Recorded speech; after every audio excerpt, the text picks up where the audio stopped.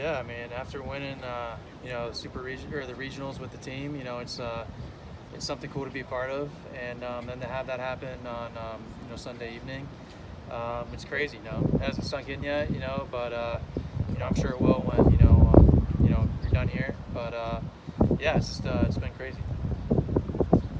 This team has really built itself on consistency. How important is it to just continue that this weekend? It's something we strive to do on a daily basis. Let's just get better, and that relates to taking care of itself in the game. When you get consistent results in the game, it's because you're doing it in practice and training, and you're being mature with your daily routines, and you're putting yourself in a good position to have success in the baseball field. You guys have talked a lot about being centered, staying in the moment. How do you guys do that with everybody on the team getting drafted, with a big super regional coming up? It's just spending time with each other, congratulating people when they get drafted, and I've been wanting to do that and have that chance to when they're just a little kid. And at the same time, when someone does something good on the baseball field, or going to dinner off the field, little things like that add up and go a long way with the team chemistry on the field, and that makes it more of a unit and someone that's makes it tough to beat. This may be help for you since it happened Monday night and you don't play till Friday, that you can, the further away you get from it, you can kind of turn your focus to this weekend as opposed to yeah. Now that it's over, it's it's a little bit of relief, and now you can finally get it out of the way, and whether it's not just me, whether it's other guys too that have been kind of like stressed out about it, or like thinking about it sometimes in the back of their head, when in reality, you're doing your best to stay focused on the team. And now that it's over, and now that it's like that, I think it's great for us, and it's only better for us to get closer as a unit and do something special. You jumping at the bit to get back up there into the top of the order probably didn't do what they're normally accustomed to doing. It's just we don't really think too much about that. We have a lot of depth 1 through 9, and you never put too much pressure on yourself or stress yourself out. It's just taking care of it, being positive, and it's baseball, man. You're not gonna be able to get a hit or get on base every at bat. So you just do your job, and someone's always up there to help you out. Corbin said it, playing this time of the year, it's still important to have fun. Does this team do a good job of staying loose and having fun? Absolutely. Just today, we had a little bunt game, and whoever won didn't have to clean up the field. So little things like that make it competitive and make it that rivalry, like we had in the fall. And it just brings back the little things, and in order to get back to the middle, and play like you were just like a little leaguer. It's just keeping it simple like that. Coach also mentioned veteran players helping out the younger guys. Especially important, I would imagine, this time of year we're playing a lot of high pressure games like the regionals and stuff. Yeah, having that ability and to be able to answer questions the freshmen have, and not only the freshmen, sophomores, and even juniors. They've been here before, and they've had a lot more experiences than we've had. And when you're always there to help someone out and to put them in the right path for when they leave, or when they're eventually in a position that they're in, it's something cool to have. And it's like that older brother scenario, to where it's like a family in that inner circle. You guys watched Band of Brothers in the preseason. Tell we did. me about that a little bit, and kind of what lessons you guys took away from that. With one of those team situations in the fall, and watching Band of Brothers, it's just taking away small details in terms of never complaining, never taking away the drills and the routine thing, that the routine stuff that may come around like it's too repetitive, and you kind of get away from it, and you're related to successful teams like the Patriots and the Yankees, or someone like that, somewhere along the lines of that, and how never get away from being repetitive, because as soon as you get away from that, it takes makes it careless and less passionate. So being able to be there for one another, and regardless of what's going on around you, is just helps you make something special and create something special, and have that chemistry and camaraderie on the field. Speaking of Yankees, did you get to talk to Derek Jeter when you got drafted? He talked to me briefly after the selection, and before I got interviewed on the network, and it was just congratulations, and happy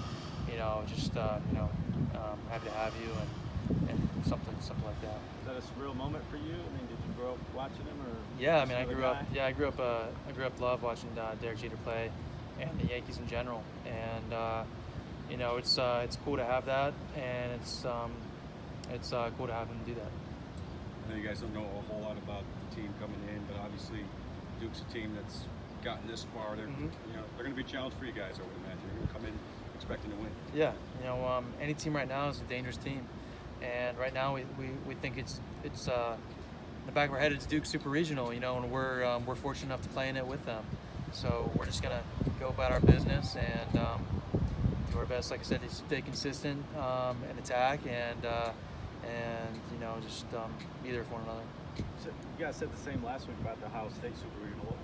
Where did that start? Where did that come from? It just came from you know, Corbs and you know, allowing himself to teach us and have that mindset of, you know, we're fortunate enough to be in a position to where we're at. You know, we've worked hard to be here, and we've earned every right to be here. And but like I said, it's always the opponent's advantage. You want to keep it like that in the back of your mind, because it puts yourself in the perspective of, hey, we got to get back in it and allow yourself to attack and not get away from your approach. What kind of, on that same token, what kind of advantage does this home crowd bring you guys, though, when you get late in the ball games? You know, it's good to play at home. You know, not only because of the crowd. You know, they always have your back. You know, that's always important. But I'd say the main thing about playing at home is the comfortability that you have. You know, staying in your own bed, going to your favorite restaurants. You know, eating where you want to eat, get good night's rest, getting good recovery with your trainers and all that. Simple stuff like that builds up and allows yourself to be comfortable and put yourself in a good position to be on the field. What was your reaction when the shortstop goes out to left center field Saturday night in the first inning? You know, I didn't really think too much about it. You know, I just stuck to my same approach, you know, and just get a pitch I could hit. And you know, to me, it really doesn't matter about, you know, that shifting and all that. Just stick to your approach, get a pitch you can hit, and whatever happens at that point. Did you ever see that in high school or travel? No, I don't think I've ever seen that before in my life. Yeah. Kind of laugh inside when you see that? Sign of respect? Yeah, it's just one of those things where you can't really control it, so you just kind of give a little smirk, laugh, shrug it off, and just say, hey, just get back to the middle. Anything else, you know, we were fortunate to be back here last year, and so being able to play in front of the crowd here is just, it's what you want, you know, going to this part of the year. Coach mentioned Duke's got a pretty good pitching staff. What else are you guys learning about? We've talked about them briefly, nothing extensive, but you know, they're a good team. If they're at this point, you know they've played well and they're going to be a quality opponent. So we'll learn more about them tomorrow. And we played them last year, but they lost a lot of guys with age and draft, so they're a different team, I think. The formula that you guys have been using all year long has clearly worked, just to find that consistency. It doesn't matter if it's regular season or postseason. What has been the key to that? I know Corbs always talks about the veteran leadership, but what else goes into that? The experience, like you said, and then I think just a little bit of younger guys feeling confident and then stepping up when we need them. You know, it's as old as this team is, we have a lot of younger guys that are playing really well. So without them, you know, we couldn't be at this point either. So it's not just the seniors that are playing; it's also the guys that are, you know, fulfilling those roles. Whether it's, you know, Austin or Pat or anyone in those situations. So you just get a good combination of older guys that can kind of pull their weight, and then younger guys that are stepping up to the challenge too. Can I ask you about Band of Brothers? Something you guys watched in the preseason, right? Tell me about that bonding experience a little bit. It was cool. I've actually never seen it. Some of the guys have seen it before, but just something we did as a team in the classroom. Got to watch it and kind of see how it related to what we do here. Obviously, we're not soldiers. You know, we don't think of us as soldiers, but at the same time, it was cool. You know, just being able to watch that series and get to see what they went through, and then tie it back to things that we do. You know, whether it's serious or in a joking manner, it helps us kind of as a team get through experiences that we need to in the season. Yeah, I mean, what were some of those kind of lessons and takeaways from that? Just, you know, the challenges that they faced, whether certain battles or, you know, just anything. You know, those guys sacrifice so much for the country, and so you know, you get a sense of pride in that, and then you also can kind of use those as guiding lessons for, you know, maybe it's certain series or certain weekends or just certain opponents that you face challenges that it's going to come up at any point in the season. Tim said you get to this point, you deserve to have fun.